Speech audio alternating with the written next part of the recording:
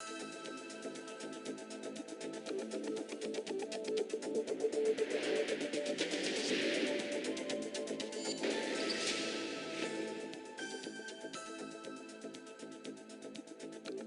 vez mais, boa noite. O novo governo da Grécia já tomou a primeira decisão, suspender todas as privatizações. Em breve deverá ser anunciado o aumento do salário mínimo nacional. O Ministro das Finanças diz estar preparado para negociações duras com a União Europeia. Por cá, Bloco de Esquerda e PCP criticaram as palavras de Passos Coelho, que descreveu como um conto de crianças as promessas do Syriza. Mas para os partidos da maioria, Portugal e a Grécia são muito diferentes. Entre tantos discursos, no fundo, debateram-se apenas diferenças. As diferenças entre um Portugal que cumpriu o resgate e uma Grécia que, no caminho da austeridade, virou à esquerda. Mas antes disso, escutemos os contos de criança ditos no Parlamento. O Primeiro-Ministro Passos Coelho prefere os filmes de terror, que mais se assemelham à situação vivida pelos povos submetidos às políticas de austeridade que tão fanaticamente defende e impõe. Compreendemos, no entanto, o incómodo do governo português, perante quem, um dia depois de tomar posse, já cumpriu mais promessas eleitorais do que PSD e CDS em quase 4 anos. Bloco e PCP pedem, por isso, ação nas urnas para castigar o governo, no Executivo para combater ao lado da Grécia. E aqui se junta ao PS, que também defende mudanças e uma aproximação entre a posição grega e a do resto da Europa. É tempo de abandonar a ladainha de que Portugal não é a Grécia e de perceber que, com todas as diferenças, e são muitas, conhecidas, muitos dos problemas da Grécia são também problemas em Portugal. A Grécia, neste momento, tem a Troika e Atenas. Nós, porque houve um governo que não foi nos cantos de sereia de certa esquerda de mais tempo e mais dinheiro, não tem a Troika em Lisboa, tem a soberania completamente restabelecida. Foi por isso que virámos a página e virámos a página no quadro europeu, integrados numa Europa em que acreditamos e que queremos aprofundar. A vitória do Syriza a dominar o debate parlamentar, onde os partidos da maioria mostraram o retrato de um Portugal recuperado, com o PS a acusar Passos Coelho de ter estado do lado errado da história. Lisboa vai receber este sábado a primeira convenção do movimento que quer contribuir para um governo de coligação à esquerda. Para já chama-se Tempo de Avançar e vai usar o Partido Livre, criado por Rui Tavares, como base para as legislativas de 2015. Para além do antigo eurodeputado do Bloco de Esquerda, o movimento junta elementos do Fórum Manifesto, como Ana Drago e Daniel Oliveira, também eles dissidentes bloquistas, e ainda o movimento 3D e a refundação comunista. A convenção deste sábado vai discutir e aprovar o regulamento para as eleições primárias dos candidatos a deputados, o documento de orientação política e as linhas programáticas que servirão de base à construção de um programa de governo. O movimento Tempo de Avançar quer aproveitar a convergência de esquerda lançada pelo Partido Livre, que nas últimas eleições europeias conseguiu mais de 70 mil votos. Mas também aqui não é suficiente ficarmos pela tomada de consciência.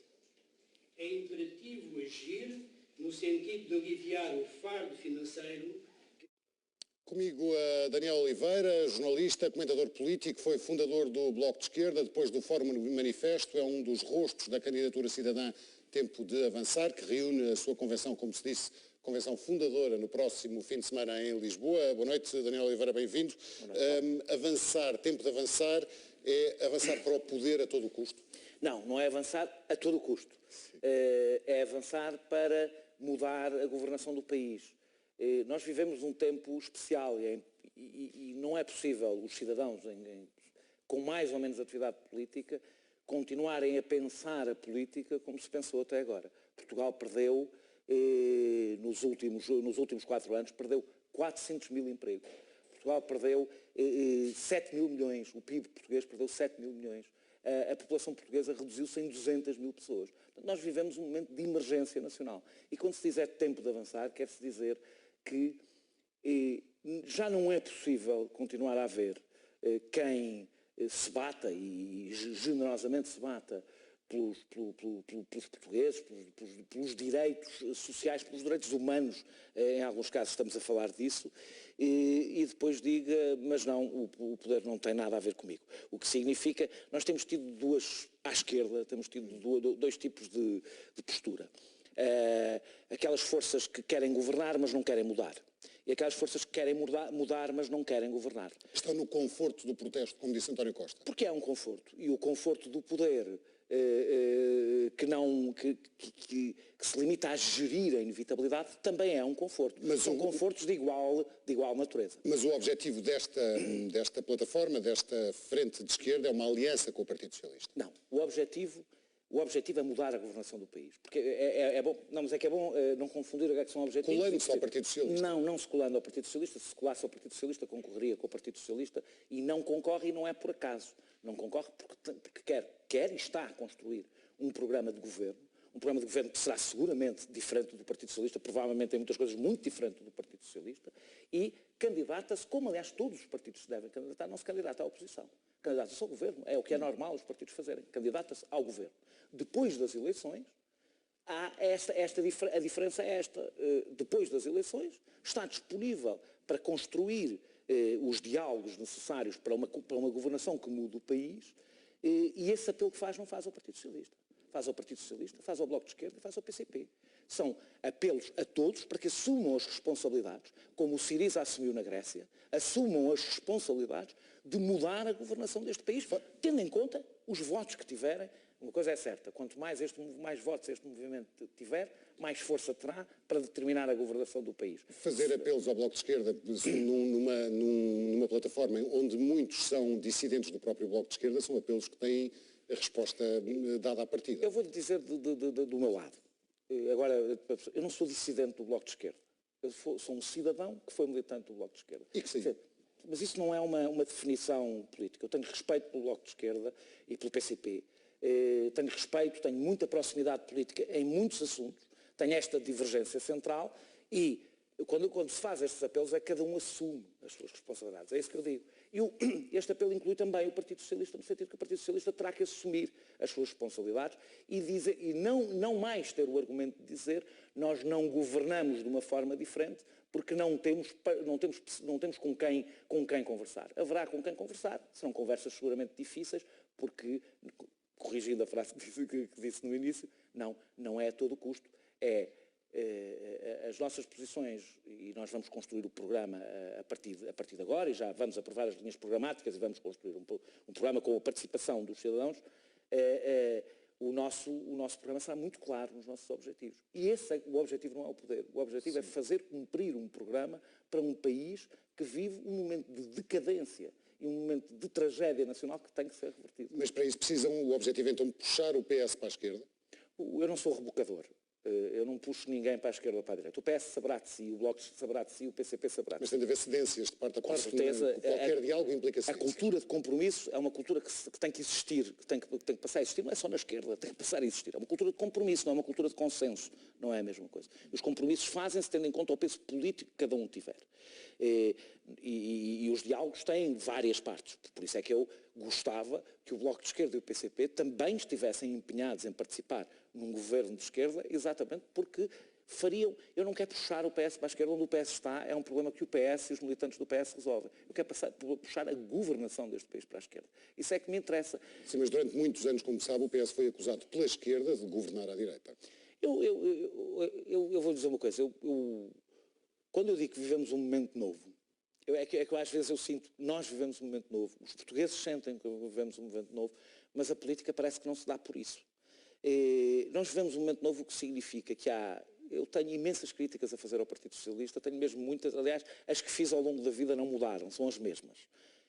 A mim, o que me interessa neste momento é se conseguimos desbloquear a política nacional e construir um movimento político em Portugal que tenha um programa claro do governo, mas que tenha esta característica que tem faltado. Tenha um programa claro do governo e, no entanto, queira mesmo governar. Ou seja, não sejam meras bandeiras para depois usar na oposição. É essa a minha questão. A questão não é, e eu percebo que os jornalistas muitas vezes ponham uma coisa assim, mas a questão não é quem é que será o parceiro do Partido Socialista. Isso a mim não me interessa. Para dizer a verdade, a mim não me interessa o Partido Socialista. A mim interessa-me se haverá uma governação que mude a situação do país.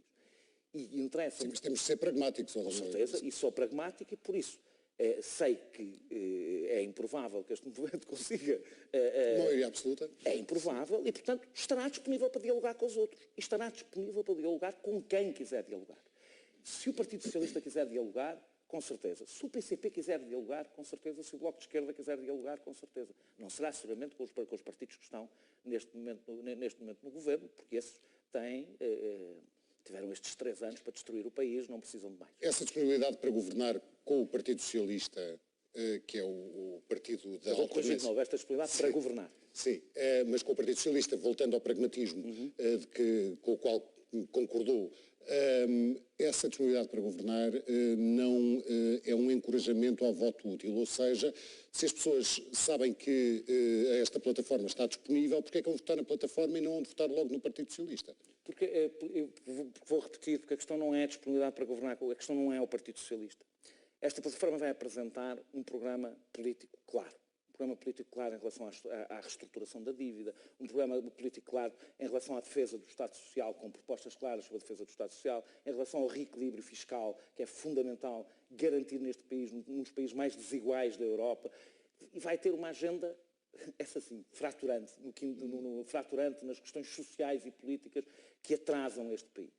E é a partir daqui que a utilidade do voto se vê, não é depois, ou seja, não é depois saber se vale... Se as pessoas votarem no Partido Socialista, votarão no programa do Partido Socialista. E é esse programa, é nesse programa que estão a votar. Se vierem a votar neste movimento, aliás que tem a diferença de poderem participar nele desde já, porque não pretende ter as características, a gente poderá falar sobre isso, do movimento de cidadãos, se votarem neste movimento, estão a votar no programa político deste movimento que terá tanta força quanto a força eleitoral que lhe for dada. O problema é continuar a ver o voto das pessoas como uma mera aritmética em que depois os partidos se entendem.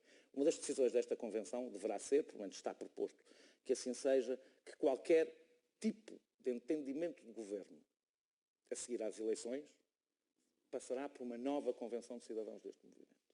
Portanto, significa que serão os cidadãos que se envolverem neste movimento que decidirão se vale a pena participar num governo, em determinadas circunstâncias e com um determinado programa.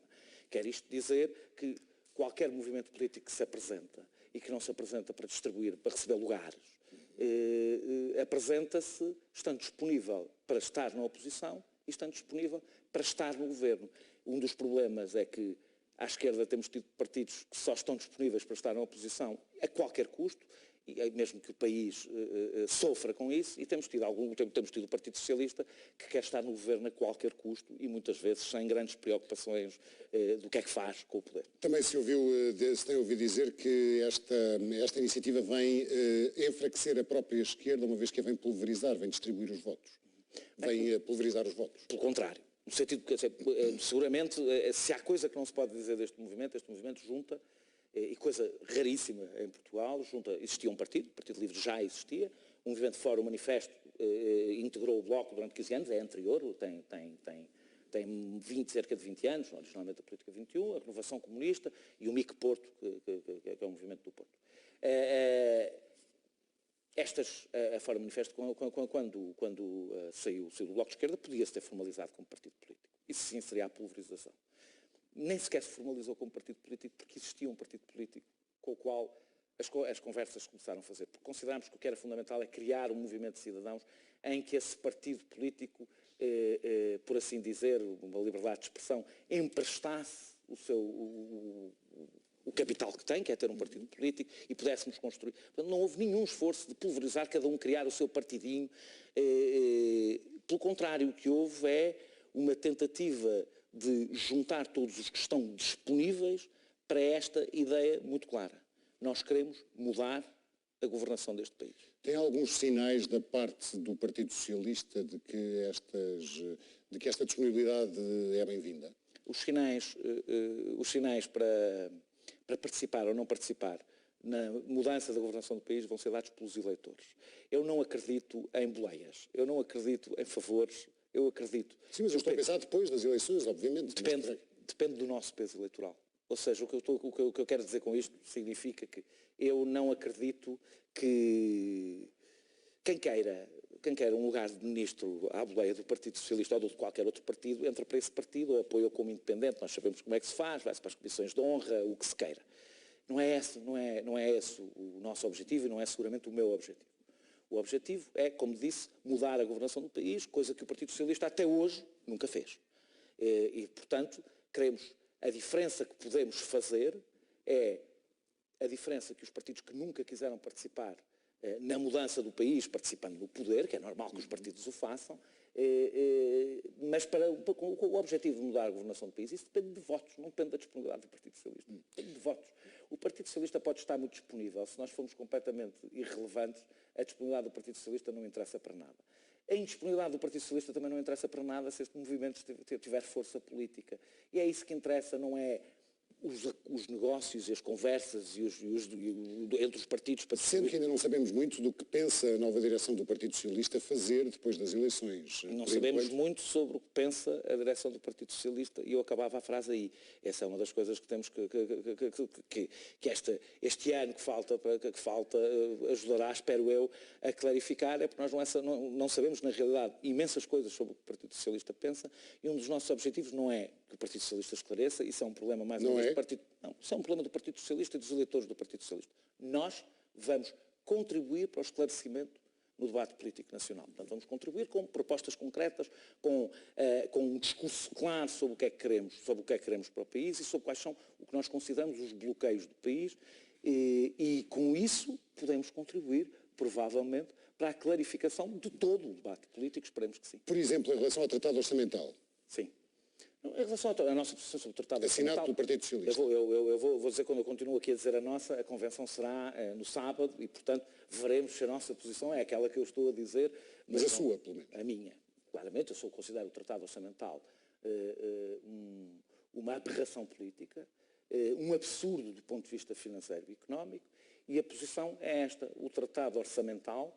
Eu não me interessam muitas palavras, se rasga, se pisa, se atira pela janela o Tratado Orçamental, se não se cumpre, o objetivo fundamental de quem considera que há um momento de emergência nacional, que há uma destruição do Estado Social, que há uma destruição do Serviço Nacional de Saúde, da escola pública e, sobretudo, há uma destruição da vida das pessoas, do cotidiano das pessoas. Quando vemos permanentemente gente a sair do país, sobretudo os mais qualificados, o meu objetivo, sobretudo, e acho que qualquer cidadão português, é travar isto.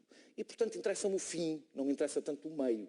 Eu sei que aquele tratado orçamental é incumprível, é impossível de cumprir sem destruir o Estado, sem destruir as funções... Mas essas defesas ainda não ouvimos ao Partido Socialista. Pois não, é por isso mesmo que eu acho que... Por isso mesmo é que eu acho que se eu achasse... Se o Partido Socialista fosse claro e se eu acreditasse que o Partido Socialista, depois de ser claro, faria o que diz, eu provavelmente... como independente que sou e que continuo a ser, a forma manifesto que eu faço parte não é um partido político, estaria com o Partido Socialista. Não estou por acaso, porque eu acho que o Partido Socialista não garantirá esta mudança fundamental na governação. Mas eu queria só acabar de responder à questão do Tratado Orçamental. Para mim o que é fundamental é entre a dívida, que temos a discussão sobre a dívida, que nos suga grande parte dos recursos que temos, sobretudo através dos juros. Os limites do Tratado Orçamental, que são limites absurdos e impossíveis de cumprir. E a proteção, nós temos acompanhado esta história das urgências. A proteção, porque a gente de Estado Social é uma coisa abstrata, mas o Estado Social é isto, é as urgências, mete-se em vidas, mete-se em futuro da vida das pessoas, mete-se na vida concreta das pessoas. Entre estes três elementos, eu sei exatamente qual é que escolho prioritariamente. E toda a governação que eu defendo e que eu acho que o país precisa, tem este vértice deste triângulo como a prioridade, e todos os outros se submetem a elas, ou seja, perante os meus compromissos, os compromissos que o Estado tem com os seus cidadãos e os compromissos que tem com a União Europeia e com os credores, eu sei qual é o primeiro. Eu não estou a dizer que os outros não contam. Contam e exigem debate, discussão, mas o primeiro é este, sobretudo quando estamos no mais elementar dos elementares, que é os direitos. Já não estamos a falar, aliás, como na Grécia, a situação é muito diferente, já não estamos só a falar dos direitos sociais, estamos a falar dos direitos humanos das pessoas. Esses estão em primeiro. A convenção desta candidatura cidadã Tempo de Avançar é no próximo sábado. Daniel Oliveira, obrigado por ter vindo ao Política Mesmo. Boa noite. Muito obrigado.